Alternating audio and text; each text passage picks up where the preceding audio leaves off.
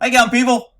Well, I'm probably going to be on the wrong side of the fence on this one again because I'm okay with this. In a limited circumstance, it's not the smartest thing. I wouldn't have fired the cops. I would have probably gave some discipline, but actually I'm a little impressed that the cops were willing to take on an inmate in a match. So let's see if I'm on the wrong side. Russell and the people who are paid to keep the jail secure sit back and watch it happen. It costs 3 of those employees their jobs. Tonight, 10 TV's Kevin Landers spoke with the sheriff who says this should have never been allowed in the first place.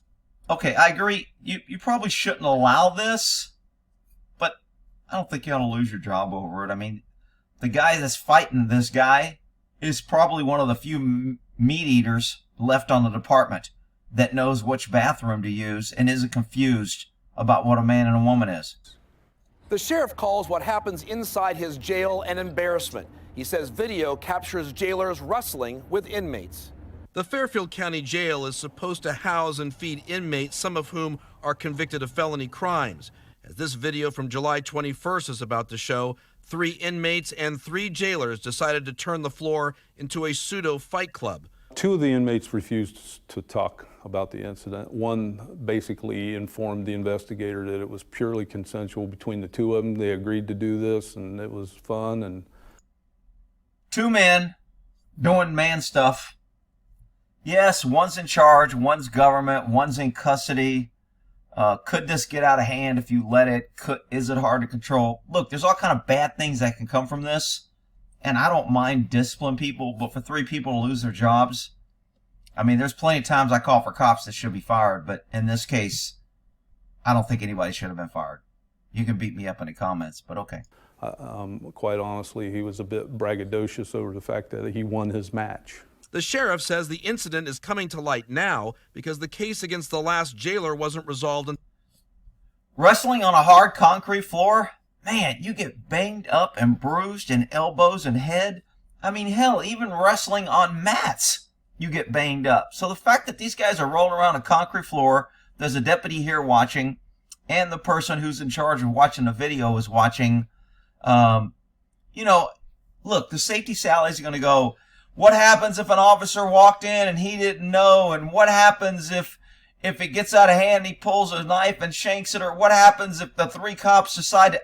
Well, what if a frog had wings? He wouldn't bump his ass when he jumps. But he doesn't, and he does. So, you know, you can what if shit to death.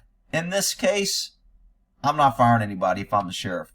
Until last Friday, Sheriff Lape says jailer Kyle Archibald and Deputy Shawn Pettit resigned. Jailer Landon Talbott was fired.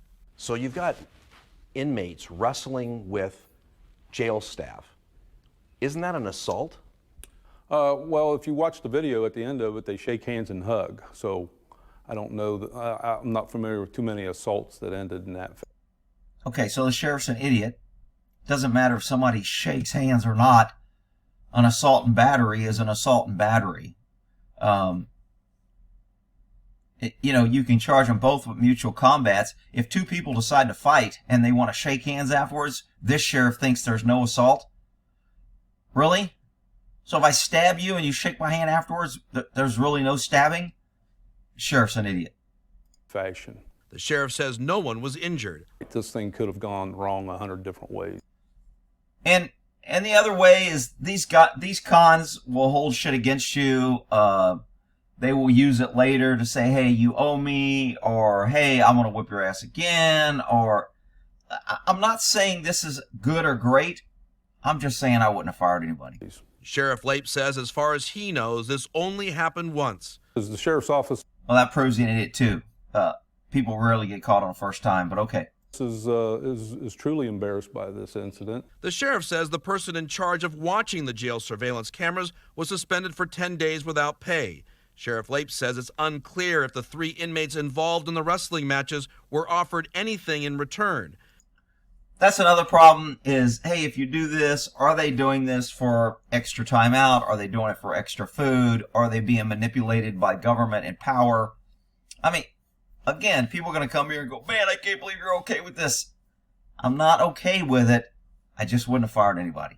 Sheriff Lape hopes the actions of a few won't taint the reputations of those who come to work for.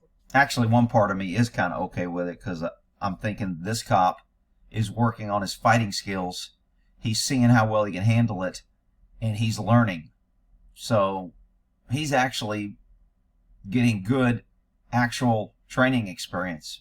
For the right reasons. Well, my message to the community is that those people are no longer employed here. It's unacceptable. It won't be tolerated. And it gives a negative focus to the men and women that come to work and do this job for the right reasons. The 3 inmates involved have since been transferred to state prison. In Fairfield County, Kevin Landon. All right, so that's my take. I don't know what you guys care. I mean, look, government power is never good when it's abused. I don't know if there was abuse here, but the potential for abuse is always high in places where government's in charge of all your decisions, whether you get to carry a gun, where you can go, whether you have to wear a mask, whether you can run a business. More government power is never good. All right, we'll end that there.